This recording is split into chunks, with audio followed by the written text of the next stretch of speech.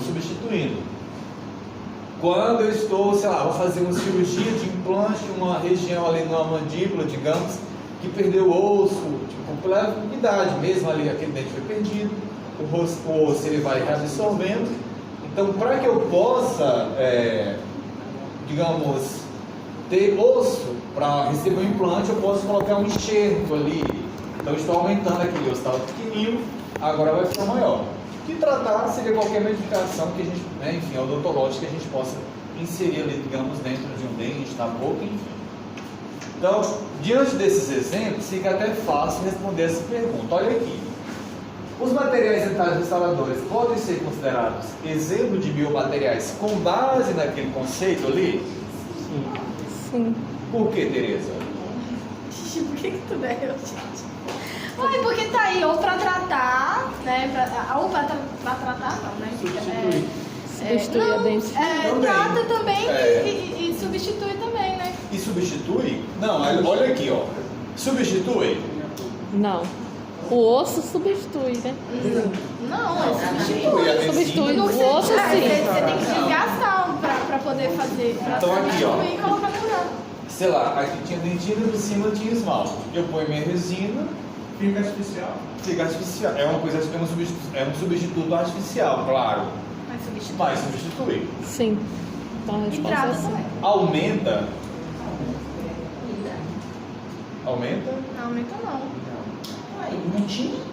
Vai preencher só, né? Mas quando eu falei aumento, tá?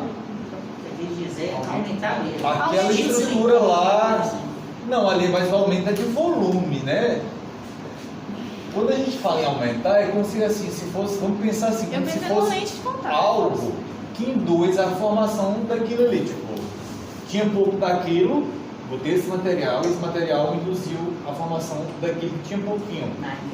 É mais ou menos nessa perspectiva. Então, digamos, tem um material que é chamado cimento de número de vidro. A gente vai falar dele aí daqui a alguns dias.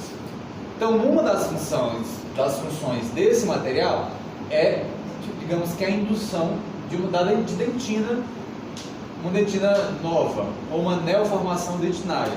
Então, sei lá, se você tem lá um dente, né, esmalte, dentina e a polpa, aí tem só uma paredinha de dentina protegendo ali aquela polpa, quando a gente põe uma camadinha desse número, ele pode induzir a formação de uma dentina.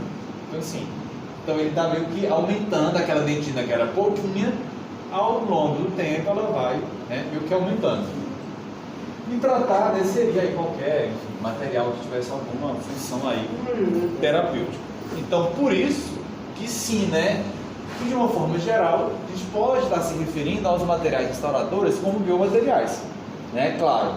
Primeiro, porque eles são biocompatíveis, né, porque se eles não fossem, nós não teríamos, digamos assim, a autorização para usá-los aí dentro da odontologia.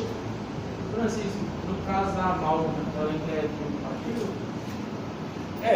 Ela não traz nenhum efeito adverso. Pode ser, digamos assim, porque também assim, João, até essa sua pergunta. E é como quando a Teresa fala, dos ASBs, tudo. Por quê? No passado, a gente meio que pegava uma porção do mercúrio, pesava numa balança, jogava num potinho, do pó de metal, jogava lá no pote e meio que manipulava.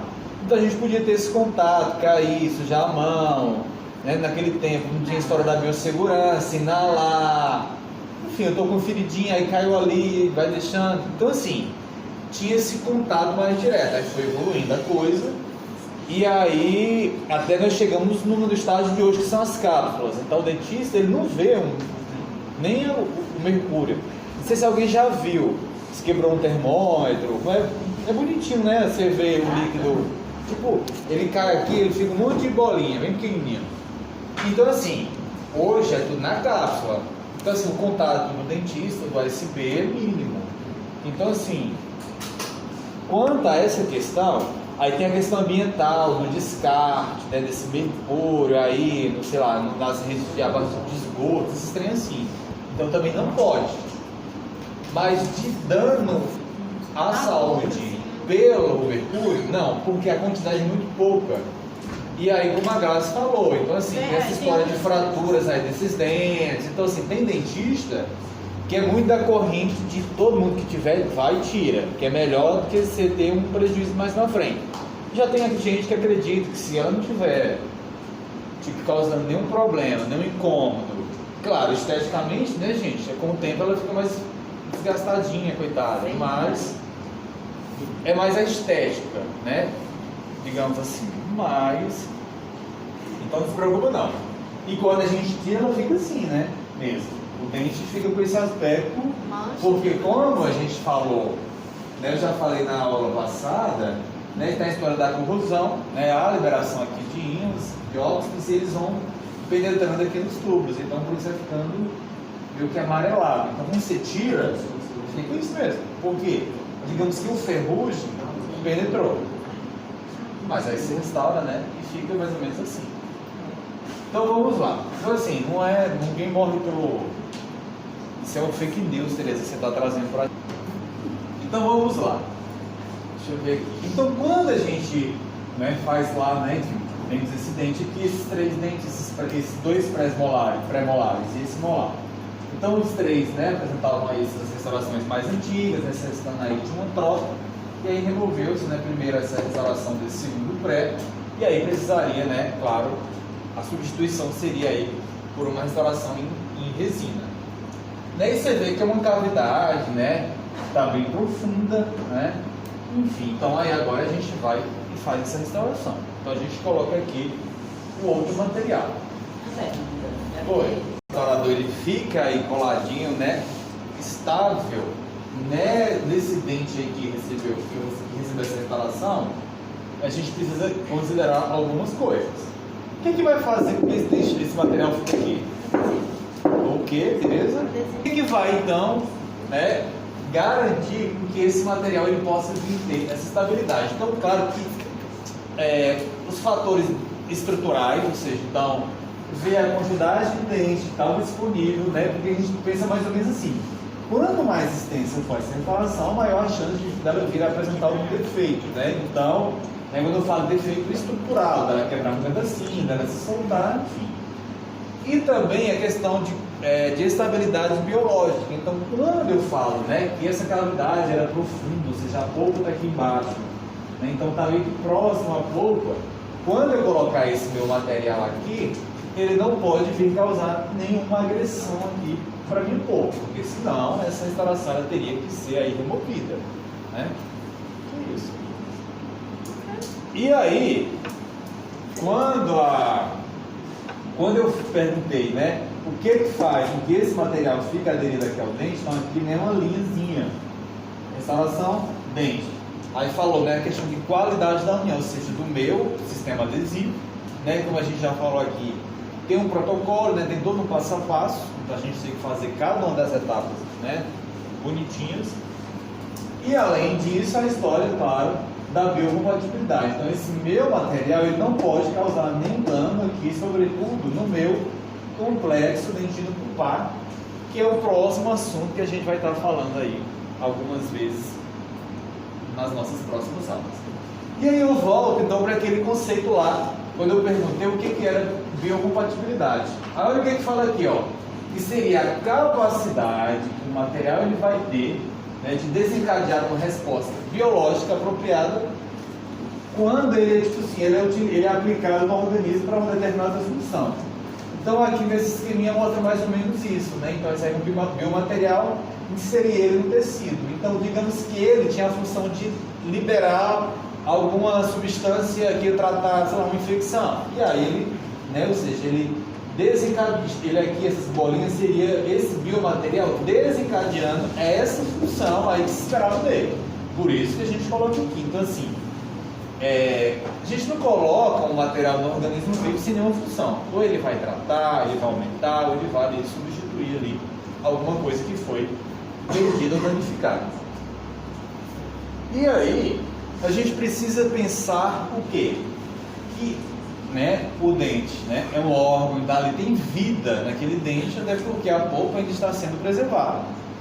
Então, lembra que eu falei aqui, ó, que digamos numa amálgama, ele vai esse material restaurador ele vai sofrendo corrosão, né? Então esse ferrugem, ou seja, esses óxidos, eles vão meio que infiltrando.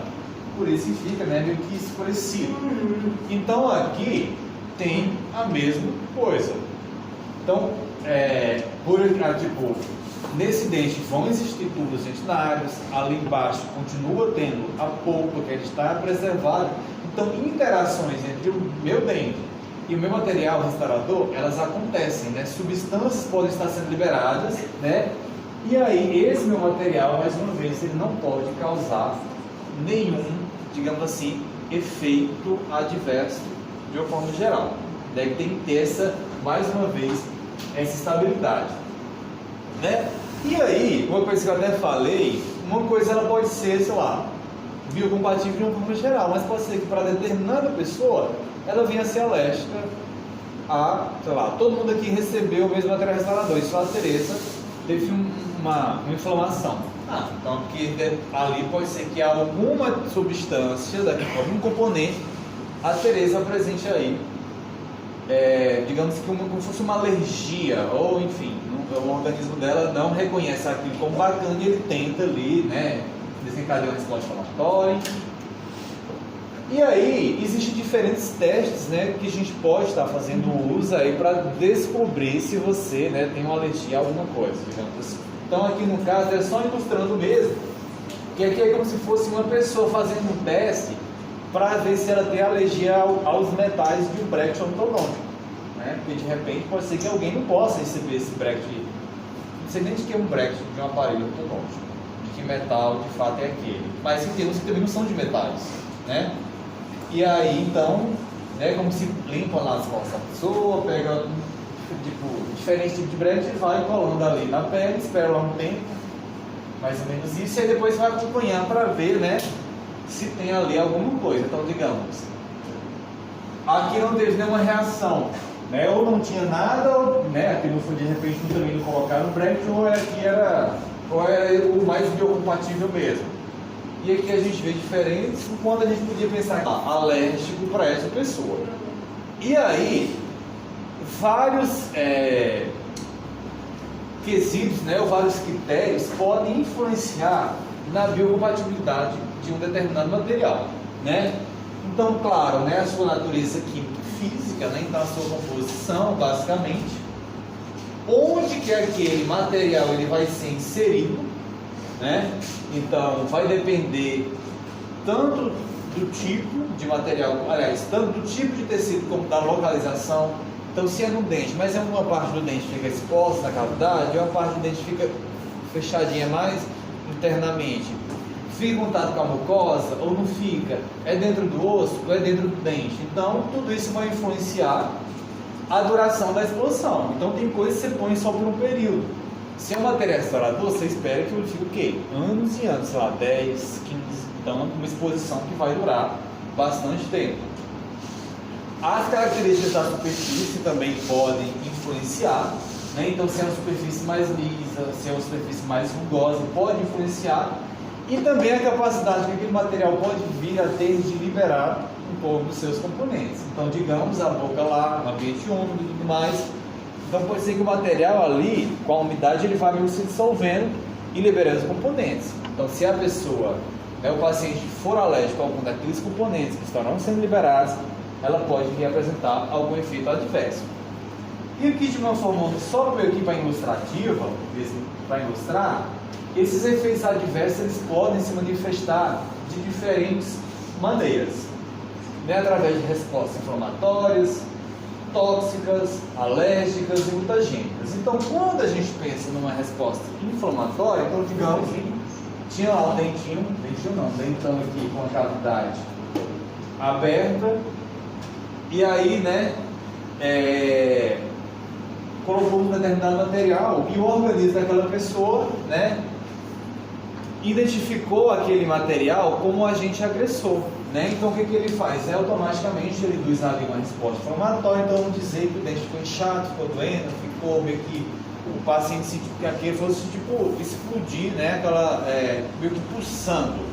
Então tem que tirar automaticamente. Então, por algum componente aquela pessoa tinha, né, não tinha biocompatibilidade com aquela pessoa. Alérgica, né, que seria mais ou menos a mesma coisa. Colocou lá um material lá na boquinha do paciente, mais uma vez, o organismo daquela pessoa não reconhece ali como uma coisa bacana e vai reagir, né, para defender aquele organismo. Então pode ser também que aconteça isso. Toxicidade. Então quando a gente pensa em toxicidade, a gente pensa em capacidade que o material tem que matar células. Então, por exemplo, sei lá, de um dente que estava com uma inflamação, o pai, ele colocou aqui um material, né, e ele pode ter induzido aqui a uma exacerbação daquela inflamação. Então, ao invés de tratar, ele quis foi necrosar aquela polpa. Então, exacerbou o processo inflamatório. E mutagênico seria assim, é uma possibilidade de resposta, mas é o que menos acontece, né? Então, sei lá, existem alguns metais que não são tão utilizados mais na odonto, mas que tinham a capacidade de alterar o DNA, como se fosse criar, induzir a formação, o surgimento de células cancerígenas. Francisco, Oi. já falou pra gente que quando tem Pode ser aplicada aí na boca de um paciente a todo, né, um passo a passo, digamos assim. Então você identifica um problema, busca lá uma solução, então criei material para resolver isso. Então faz testes, né, in vitro, ou seja, em células lá no meu laboratório, vi que os resultados foram promissores, eu passo para os animais, né, então seriam os testes in vivo. Deram certo esses resultados, também foram bacanas, eu continuo avançando na minha pesquisa até que eu caio lá nos ensaios clínicos. Então eu já começo a utilizar aquele material em dente mesmo e vou acompanhar para ver se de fato ele é biocompatível ou não, se ele causa alergia, inflamação e por aí vai, né? Então tem todo um passo a passo. Então assim, todos os materiais que estão disponíveis hoje para o dentista utilizar, eles começaram assim, de um problema, né? E aí começaram a pensar em uma solução através da criação de um material, foram testando, até que ele possa ganhar uso clínico. Então tem todo um estudo ali por trás. Então tudo que a gente usa, de uma forma geral, é biocompatível. Mas mesmo assim, para determinados materiais, algumas pessoas ainda podem ter alergia a algum daqueles componentes. Então, isso ainda pode acontecer. Então, quando a gente pensa nesses materiais dentários, ó, já estou no slide 18 de 24. Lá tem interesse a comprar cachorro quente. Agora tem um gastar dinheiro. Então, está sem dinheiro? Vai. Depender se vai ter ou não a lei de contato desse material com a mucosa. Então, quando eu falo com a mucosa, pense tipo a bochecha, né? Basicamente. E também vai depender do quanto que vai ter aí proximidade ou não com a polpa. Então, tudo que está mais próximo à polpa, é importante que a gente tenha um cuidado aí especial, porque a polpa, né, digamos, seria a estrutura que tem que estar quietinha, sem receber nenhuma agressão. Então, por exemplo aqui, então se a gente tem essas lesões cervicais não cariosas e aí precisa restaurar, então o material que eu vou colocar aqui, ó, para fechar essas cavidades, né, que seria aqui, tanto ele vai estar entrando em contato direto e por muitos anos com a dentina, como por ele estar, essa lesão estar na vestibular, também vai ter contato com a nossa mucosa jugal, ou seja, com a nossa bochechinha que é a parte de dentro, né? Então, esse meu material, ele tem que ter biocompatibilidade com o dente, ou sobretudo com a dentina aqui, e também não pode causar nenhum efeito adverso por estar em contato permanente com a minha mucosa jugal, né? Porque a localização predispõe a essa exposição por muito tempo. E aí, quando a gente pensa então nessa biocompatibilidade com a mucosa, um dos fatores que podem influenciar é a rugosidade. Então, quando a gente faz a restauração, a gente faz assim, sei lá, um dos últimos passos seria aí os passos de acabamento e polimento, que é o último passo da restauração, que é onde a gente quer deixar essa restauração brilhante, lisa, o máximo possível. E assim, quando a gente pensa no esmalte do nosso dente, o esmalte do nosso dente ele é liso, ele é polido. Então o aspecto superficial da minha restauração também teria que ser algo liso, polido para que fique parecido, né? Ter um brilho parecido com o esmalte dos nossos dentes. E aí, a rugosidade, ela é ruim por quê? Então, na superfície de um material restaurador, digamos assim. Porque quanto mais rugosa, maior a possibilidade de haver a degradação, né? Eu falei até isso na parte lá da corrosão, que eu falei do amálgama. Quanto mais polida for a restauração de amálgama, mais difícil daquela superfície sofrer corrosão. Se tiver muito irregular, aí a corrosão já acontece ali mais facilmente. Aderência de bactérias. Então, quanto mais rugosa, tipo, é como se tivesse mais lugares para essas bactérias se segurarem, digamos assim. Se tiver lisa, fica mais difícil elas se manterem ali. Então, se tem um lugar, né, rugoso, fácil dessa bactéria ficar próxima ali, coladinha, vai acontecer o que? A formação de um biofilme dental. E se aqui fica bacaninha para as bactérias se organizarem formando um biofilme, a proximidade desse biofilme com o meu sulco gengival pode gerar uma inflamação na minha gengiva, né? Quando eu falo aqui inflamações, no caso, no periodôncio. E, consequentemente, né, vocês ainda, eu não sei, a Indiara vai falar, mas se tem também esse biofilme aqui, e se o paciente ingere muito açúcar, né, na sua dieta, esse açúcar vai cair nesse biofilme, esse bactéria desse biofilme vai metabolizar esse açúcar, nessa metabolização vai ter produção de ácido, e esse ácido vai desmineralizar a superfície do meu dente, né, levando ao surgimento de lesões de cárie dentária. Então, só a rugosidade pode trazer, né, todos esses prejuízos aí. E outro ponto também que a gente precisa levar em consideração, né, e eu falo que tem que qualquer material libera aí substâncias, né? Então, quando eu falo aqui que essa biocompatibilidade com a mucosa também vai depender da lixiviação. Então, quando eu de componentes, seria o quê? Lixiviação seria essa liberação e, consequente, degradação. Então, quando a gente coloca uma resina composta, digamos, essa mesma ilustração aqui nessa região mais cervical, nessa restauração classe 5, componentes estão sendo liberados, né? Então, quando a gente, digamos, se eu sondar tipo uma pontinha de papel absorvente aqui nessa gengiva e for estudar, eu vou identificar monômeros, né, dessa minha resina composta que foram liberados para o interior da minha gengiva. E se, digamos assim, aquele paciente ele vier a ter algum efeito, alguma reação alérgica a esses monômeros, ou seja, esses componentes da minha resina, eu posso gerar alguma reação aqui, algum efeito adverso na minha gengiva. Então, liberação dos seus componentes. E aí, quando eu falo aqui de materiais poliméricos, no caso, resina composta.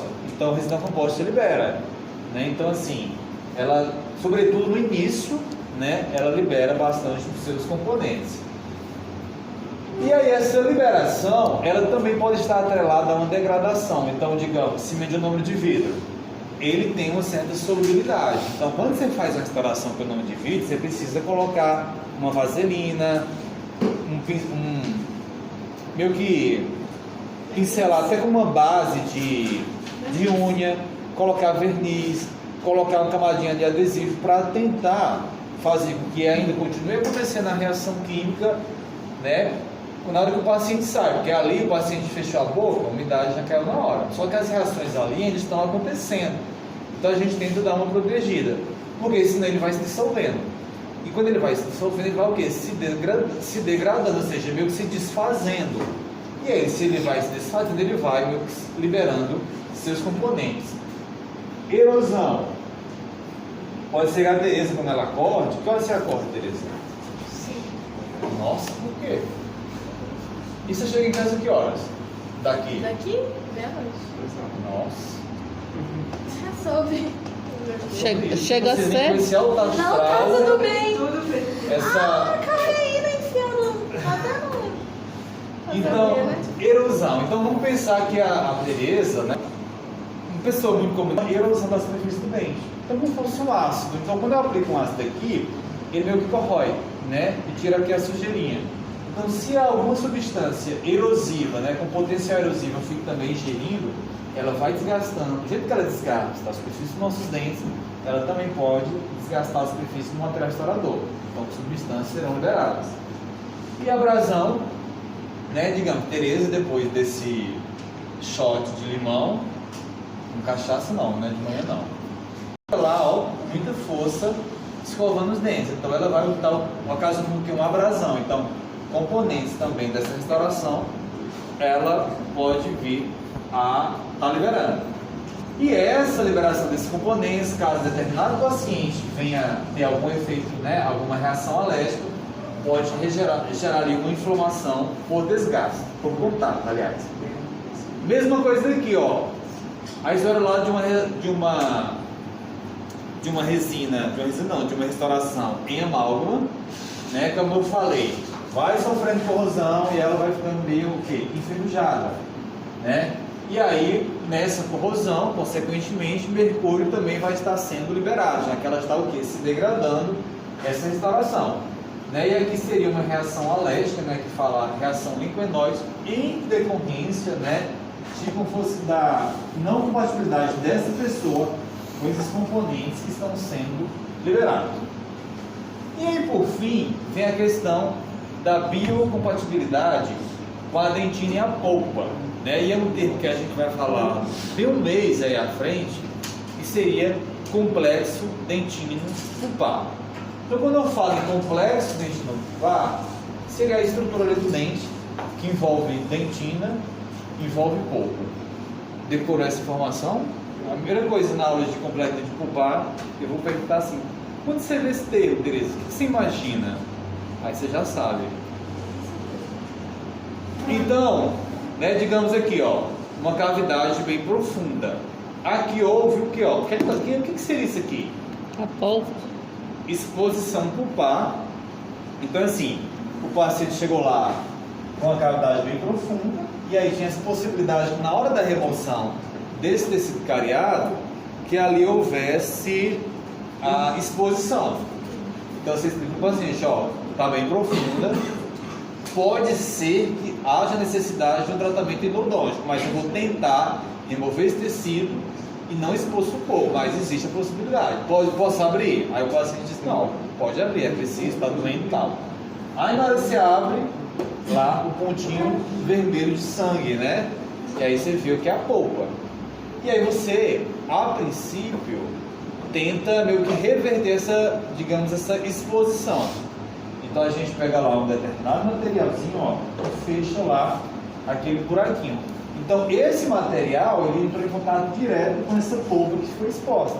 E agora a gente vai acompanhar para ver se esse paciente vai sentir dor, né? Porque se ele não sentir, ótimo. Digamos assim, que não contaminou tanto e ele vai continuar com esse seu dente ali sem precisar do tratamento endodôntico. Se ele continua sentindo dor, aí tem que abrir direto, porque encontrou em contato hidróxido de cálcio PA e por cima de cal. Então, aí aqui a gente ainda coloca, né, e faz a resina. As que são mais profundas, ou seja, em cavidades que estão mais próximas da polpa, que houve mais desgaste da dentina, a gente tem que ter esse cuidado para que esse meu material ele não seja um agressor para a minha polpa, né? Porque senão a gente vai comprometer a vitalidade desse dente, né? Então, quando a gente fala nos materiais de proteção do complexo dentínico pulpar, seriam esses materiais que vão diminuir ou impedir, né, que o meu complexo dentínico pulpar, né, dentina, polpa, sofra essas agressões, né? E aí essa vitalidade vai depender de vários fatores. A gente vai falar sobre todos eles nas nossas próximas aulas, né? Então, quanto mais profunda a cavidade, maior possibilidade de dano ao complexo dentínico pulpar, a idade do paciente. Quanto mais velho o paciente, Tereza, A polpa diminui. vai ficando mais fininha, né? Então, tem também isso, né? Então, quanto mais chove, maior a polpa. E ao longo do tempo, a polpa vai ficando mais fininha. Então, se fazer um tratamento endodôntico dentro de um paciente idoso, dá mais trabalho, porque a câmara pulpar está bem fininha, mas que isso também é algo natural. E a posição pulpar, né? Se aquela polpa de fato ela já está sadia ou não, né? E aí isso também vai influenciar. Né? Então, só para fechar mais uma vez, essa é o mesmo final da aula lá de propriedades dos materiais, né? Então a gente precisa conhecer o material, saber qual que é o seu propósito, entender e levar em consideração em quais condições esse material ele vai estar sendo submetido, né? Para que aí de fato a gente, conhecendo essas propriedades, a gente possa fazer uma escolha baseada. Então até aqui a gente fala só mais dessas teorias. E aí a partir das nossas próximas aulas é que de fato a gente começa a falar o que é